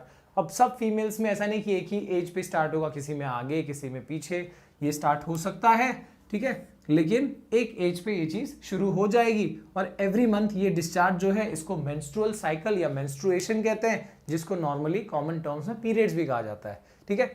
अब ये फीमेल्स में एवरी मंथ ये साइकिल चलेगा, ओव्यूलेशन के साथ साथ में ये ब्लड का जो वेसल्स है वो प्रिपेयर होगा, प्लेसेंटा का प्रिपरेशन होगा, ताकि अभी अगर फ्यूचर में कभी ऐसा मैकेनिज्म हुआ तो उस जाइगोट को या उस एम्ब्रियो को यहां पर अटैच करना होगा। एंड इस अटैचमेंट के बाद वो धीरे धीरे वो एम्ब्रियो नरिशमेंट लेता रहेगा और अपना वेस्ट वहां पे देता रहेगा। तो यहां पर आपको एक चीज और समझ में आ गई कि what is the function of placenta. Function of placenta क्या है कि वो अपने ऊपर एम्ब्रियो को रिसीव कर ले और फिर उस एम्ब्रियो को नरिश करता जाए और उससे वेस्ट कलेक्ट करके और उसको मतलब जगह पे डिस्पोज भी किया जाए। तो यहां पर it is providing nourishment and taking away the waste, ये काम रहेगा उस प्लेसेंटा का। और धीरे धीरे ये टिश्यू ग्रो होते होते, ठीक है, एक नए जनरेशन का बॉडी पार्ट्स उसमें डेवलप होना चालू होगा। और उस बेबी का बॉडी पार्ट्स जब डेवलप होना स्टार्ट होगा तो वैसे कंडीशन में उसको क्या कहते हैं, उसको फीटस कहा जाता है। ठीक है, तो देखो पहले एक सिंगल सेल था तो जाइगोट, फिर टिश्यू बना तो उसको हमने एम्ब्रियो कहा, फिर अब जब उसमें बॉडी पार्ट्स बनने लगे तो उसको हमने फीटस कहा। और फिर ये जो जेस्टेशन या गेस्टेशन पीरियड कहा जाता है, जो 9 मंथ का या समझो 40 वीक्स का जो ये साइकिल है, इसमें ये बेबी पूरा डेवलप हो जाएगा ह्यूमंस की अगर हम बात करें, और उसके बाद में फिर वो वेजाइनल ओपनिंग के थ्रू उसको डिलीवर किया जाएगा। ठीक है, तो यहां पर ऑब्वियसली ये प्रोसेस फीमेल्स के लिए ज्यादा डिफिकल्ट है मेल्स की कंपैरिजन में, तो इस वजह से अब फीमेल्स पे जिम्मेदारी जो है इस चीज की ज्यादा रहेगी। और रिस्पॉन्सिबिलिटीज के केस में मेल्स को भी इस मामले में जब ये लोग एज अ कपल होंगे तो इनको आगे का जो प्रोसेस है, भाई बच्चा करना है नहीं करना है, कब करना है, ये चीज़ बहुत सोच समझ के करनी होगी। तो वो रिप्रोडक्टिव हेल्थ के बारे में भी हमको देखना होगा। उससे पहले मैं यहाँ पर एक ट्विंस वाला ये क्वेश्चन भी आते रहता है कि सर ट्विंस कैसे होते हैं। तो ट्विंस होने के दो रीजंस हो सकते हैं। एक रीजन तो ये कि कभी बाई चांस ये फीमेल पार्ट में क्या हो सकता है ना कि एक साथ 2 एग मैच्योर हो सकते हैं। मान लो इधर भी हो गया इधर भी हो गया, या एक साइड में 2 हो गया, एक साथ 2 एग मैच्योर हो सकते हैं और फिर 2 स्पर्म जाएगा उसको फर्टिलाइजेशन करेगा। तो इसको हम डाइजाइगोटिक ट्विंस कहेंगे, 2 जाइगोट फॉर्म हुआ। और एक होता है जिसमें मोनोजाइगोटिक, उसमें क्या होता है एक ही एग था, स्पर्म गया और वो एक जो जाइगोट जो फॉर्म हुआ वो आगे जाके वो जाइगोट 2 पार्ट्स में बढ़ गया। ठीक है, यानी एक ही जाइगोट 2 में बढ़ गया, that will be called monozygotic.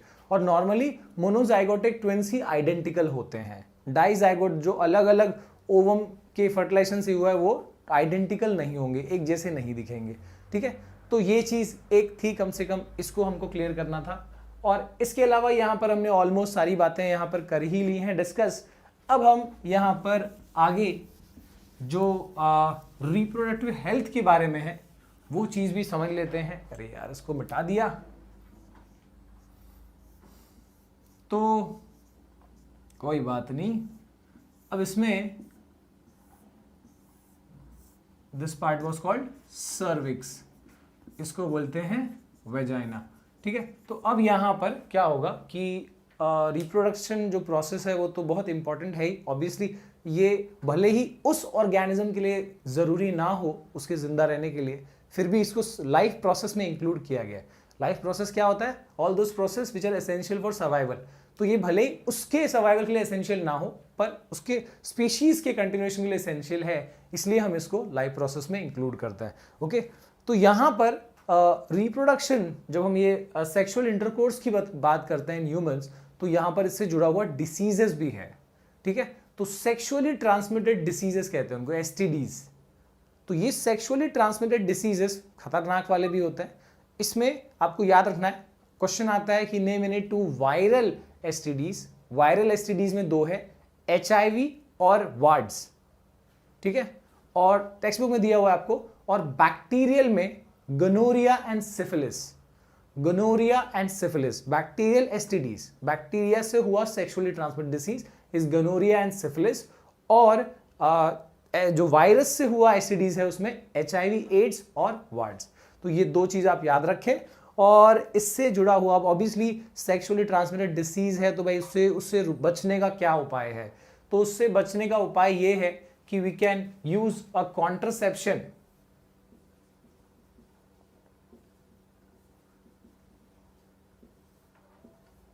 Method ठीक है। तो अब ये कॉन्ट्रसेप्शन मेथड में क्या क्या आता है, क्योंकि सिर्फ एसटीडीज ही नहीं, प्रेगनेंसी भी काफ़ी टाइम पे प्रेगनेंसी भी अवॉइड करनी हो सकती है, अनवांटेड प्रेगनेंसी, तो उसको रोकने के लिए भी यहाँ पर ये टेक्निक्स काम आएंगी। तो इसमें आपको 4 मेथड्स जो है वो एटलीस्ट पढ़ने हैं। कौन सा है इसमें? सबसे पहला है मैकेनिकल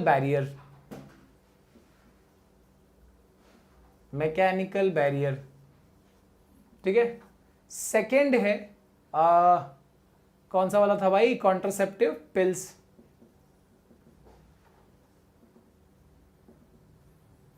थर्ड है इसके अंदर इंट्रा यूट्राइन कॉन्ट्रासेप्टिव डिवाइस, और चौथा है यहां पर सर्जिकल मेथड।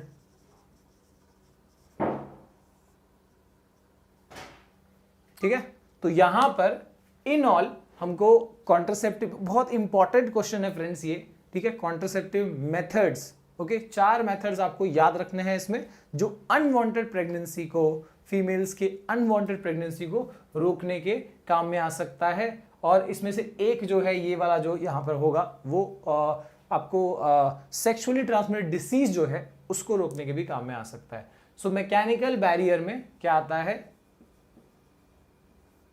यस, ये आता है, क्या है भाई? कॉन्डम्स। यस, मैकेनिकल बैरियर्स में यानी क्या? यानी ये एक ऐसी कवरिंग होती है जो पेनिस के ऊपर लगाया जाता है, और इसके साथ जब इंटरकोर्स किया जाएगा तो स्पर्म, बिकॉज ये एक प्लास्टिक टाइप एक कवरिंग होगी, ठीक है, नॉट प्लास्टिक पर एक कवरिंग ऐसी जो स्पर्म को आगे बढ़ने नहीं देगा। ओके, सो अब ये फीमेल्स के लिए भी ऐसे एक डायफ्राम कहते हैं उसको, वो फीमेल्स के लिए भी आता है, जिसमें फीमेल के इस वेजाइनल पार्ट में उसको इंसर्ट किया जाएगा, और फिर जब इसमें सेक्सुअल इंटरकोर्स होगा तो इसमें भी स्पर्म जो है वो यहाँ से रुक जाएगा, इससे आगे नहीं जाएगा। Okay, so mechanical barrier STDs को रोकने के काम में आ सकता है, और शॉर्ट टर्म में प्रेगनेंसी को। शॉर्ट टर्म में इसलिए क्योंकि ये जो है सिर्फ सेक्सुअल इंटरकोर्स के टाइम पे एक बार में ऐसे यूज होगा, ऐसा तो नहीं कि एक बार एक चीज़ ले ली, खरीद लिया, आप जिंदगी भर चलेगा, ऐसा तो नहीं है ये। ओके, तो ये मैकेनिकल बैरियर। फिर इसके बाद कॉन्ट्रासेप्टिव पिल्स यानी वो गोलियां, देर आर, ऐसे नहीं कि कोई भी गोली जो हम काफ़ी सारे आते हैं, अब मैं नाम नहीं ले सकता, पर ऐसे बहुत सारे दवाइयां हैं जो बहुत हार्ड होते हैं और जो फीमेल्स के लिए बहुत खतरनाक हो सकते हैं, आगे कभी भी प्रेगनेंसी नहीं होगी ऐसे कंडीशन डेवलप करा सकते हैं। ठीक है, तो मैं उन गोलियों की बात नहीं कर रहा, ये वो हैं जो डॉक्टर्स प्रिस्क्राइब करते हैं, डॉक्टर्स के प्रिस्क्रिप्शन पे दिया जाता है, जिसमें एवरीडे फीमेल को वो गोलियां कंज्यूम करनी है, और इससे वो लोग प्रेगनेंसी को अवॉइड कर सकते हैं। अब देखो यहाँ प्रेगनेंसी के बारे में अगर कहें अनवांटेड प्रेगनेंसी यानी क्या, तो ऐसा नहीं है कि सिर्फ शादी के पहले वाली प्रेगनेंसी अनवांटेड होती है, वो तो है, पर इसके अलावा शादी के बाद भी फीमेल काफ़ी टाइम ऐसा चाहती है कि उनको अभी प्रेगनेंसी ना हो। जैसे मान लो कि अभी फीमेल की जस्ट शादी हुई है और वो नहीं चाहती कि अभी 1 साल तक या 6 महीने तक बच्चा करे, ठीक है, या प्रेग्नेंट हो, तो ये अगर उस दौरान भी उसको प्रेगनेंसी हो गई तो that will be unwanted pregnancy. ठीक है, या फिर और एक सिचुएशन कब हो सकता है, जैसे कि समझो एक बच्चा अभी हुआ है और एक बच्चे के बाद जो नेक्स्ट बच्चा उनको चाहिए उसमें 3 साल का कम से कम गैप होना चाहिए। तो अगर वो अवॉइड कर रही है और उसके बीच में मतलब एक बच्चा हुआ और जस्ट उसके 1 महीने बाद वो प्रेग्नेंट हो गई, तो that pregnancy is also unwanted for her. तो ऐसा वाला प्रेगनेंसी भी अनवांटेड हो गया। या फिर और कौन सी केस में अनवांटेड होगा, जैसे कि मान लो एक कपल ऐसा है जिन्होंने प्लान किया था 2 बच्चे होने का, उनको 2 बच्चे हो गए और उसके बाद फिर वो लोगों ने चाहा था कि बच्चे ना हो और फिर प्रेग्नेंट हो गई वो लेडी, तो that is again unwanted pregnancy. तो ऐसे सब प्रेगनेंसी के लिए यहाँ पर ये मेथड्स बताए जा रहे हैं। ठीक है, मैकेनिकल बैरियर्स ये तो शॉर्ट टर्म में है। ठीक है, और जैसे मैंने बताया कि अगर फीमेल चाहती है कि भाई अभी शादी हुई है और 6 महीने तक बच्चे नहीं चाहिए, तो either mail can use this, और या फिर ये फीमेल जो है ये पिल्स का कंजम्पशन कर सकती है, लेकिन डॉक्टर्स के प्रिस्क्रिप्शन पे। ठीक है, और ये हार्मोनल चेंजेस लाता है जिससे कि प्रेगनेंसी नहीं होती। और इसके अलावा IUCD, intra uterine contraceptive device, इसके एग्जाम्पल में क्या आता है, इसके एग्जाम्पल में आता है कॉपर टी। ठीक है, कॉपर का टी शेप का स्ट्रक्चर होता है जो डॉक्टर्स की मदद से यहां पर इंसर्ट कराया जा सकता है, ठीक है, इस सर्विक्स वाले पार्ट में, जिससे स्पर्म जो है वो आगे जाने से प्रिवेंट होता रहेगा, ठीक है। सो this is a copper T, okay. Intra uterine, uterus के अंदर भेज के रखने वाला कॉन्ट्रासेप्टिव डिवाइस। और ये जो डिवाइस है ऑब्वियसली कितने टाइम के लिए होगा, कितने टाइम के लिए ये हेल्प करेगा प्रेगनेंसी रोकने में, तो दैट इज 2 ईयर और 3 ईयर। मतलब जनरली ये कब यूज किया जाएगा, जब फीमेल को एक बच्चा हो गया, अगला वो 3 साल तक बच्चा नहीं चाहती, सो शील यूज दिस, ठीक है। और इसके बाद अगर हम बात करें, लास्ट में है सर्जिकल मेथड। तो सर्जिकल मेथड में क्या है, ये सर्जरी है बेसिकली, जो कब काम आएगी, जब फीमेल चाहती है कि भाई कभी अब बच्चे ना हो। अभी हमारे पास जो, जैसे उनको मैंने बताया कि एक कपल है, उनको 2 बच्चे हो गए, अब नहीं चाहते वो बच्चे हो, तो ऐसे केस में जो परमानेंट सोल्यूशन जो ढूंढा जाएगा that will be surgical method, ठीक है। सर्जिकल मेथड में क्या किया जाएगा, सर्जरी, कौन सी सर्जरी, ये मेल्स में अलग होती है, ठीक है, और फीमेल्स में अलग होती है। इन case of males that operation, that surgery is called vasectomy, ठीक है। in case of females that surgery is called tubectomy, ठीक है। क्यों vasectomy, क्यों tubectomy, क्योंकि यहां पर vas डिफरेंस को ब्लॉक किया जाता है, ठीक है। हमने देखा vas डिफरेंस कहां पर होता है, मेल सिस्टम में, ठीक है। और फीमेल्स में ट्यूबेक्टोमी क्यों कहते हैं, क्योंकि यहां पर इस फैलोपियन ट्यूब को ब्लॉक किया जाता है, ठीक है। ब्लॉक करना यानी क्या, इस ट्यूब को कट करके टाई कर दिया जाता है, ठीक है। इस ऑपरेशन को नसबंदी भी कहते हैं। और जरूरी नहीं है कि भाई दोनों पति पत्नी दोनों ये ऑपरेशन करा लें, दोनों में से कोई एक भी करा लेगा तो काम चल जाएगा, है ना। तो यहाँ पर जनरली फीमेल्स कराती हैं ये ऑपरेशन, अगर हम इंडिया की बात करें, ठीक है। तो यहाँ पर ये ट्यूब को कट कर दिया जाएगा, ब्लॉक कर दिया जाएगा। और फीमेल्स में अगर हो रहा है ट्यूबेक्टोमी, तो उसमें ये फैलोपियन ट्यूब को कट करके ब्लॉक कर दिया जाएगा, जिससे स्पर्म जो है वो ओवम से नहीं मिल पाएगा, फर्टिलाइजेशन कभी नहीं हो पाएगा, और जिससे ये परमानेंट सोल्यूशन मिल जाएगा इस अनवांटेड प्रेगनेंसी से, ठीक है। तो होप आप लोगों को ये चीज जो है क्लियर हो गई। अगर इसके अलावा कोई और डाउट्स है तो जरूर कमेंट सेक्शन में लिखिए, और मैं कोशिश करूंगा कि इसके ऊपर में डाउट लेक्चर्स भी बनाऊं, क्योंकि हो सकता है कि इसमें डाउट्स आए, ठीक है। और इसके अलावा कोई और चैप्टर में डाउट है, कोई और चैप्टर आपको चाहते हो कि मैं बनाऊं, तो उसके ऊपर आप जरूर कमेंट सेक्शन में बताइए। And do like the video, अगर आपको पसंद आया, चैनल को सब्सक्राइब नहीं किया तो कर लीजिए, और बेल आइकन को भी दबा दीजिए भाई। Thank you for watching, bye bye.